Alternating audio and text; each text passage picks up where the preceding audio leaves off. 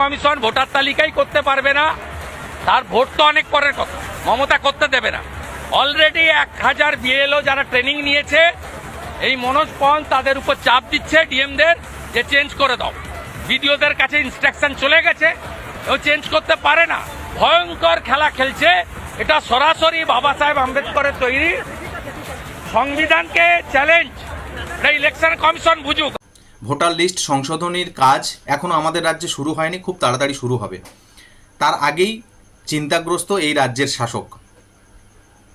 এর আগে হয়েছিল 2002-এ এই কাজ হয়েছিল, তখন বাদ এই ভোটার লিস্ট থেকে প্রায় 28 লক্ষ এরকম ভুয়ো ভোটার বাদ পড়েছিল। এখন আবার সেই কাজ শুরু হবে। শুরু হওয়ার আগে চিন্তাগ্রস্ত এই রাজ্য সরকার, মাননীয় মুখ্যমন্ত্রী।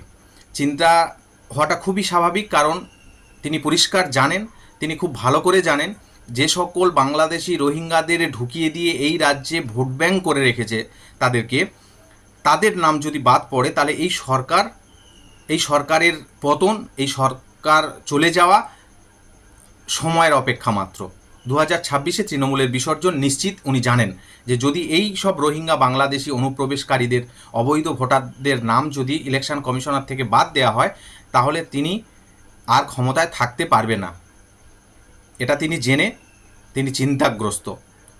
তাই যাতে এই কাজ বন্ধ করা হয়, তার বন্ধ করা যায়, তার নানান রকম চেষ্টা প্রয়াস তিনি চালিয়ে যাচ্ছেন।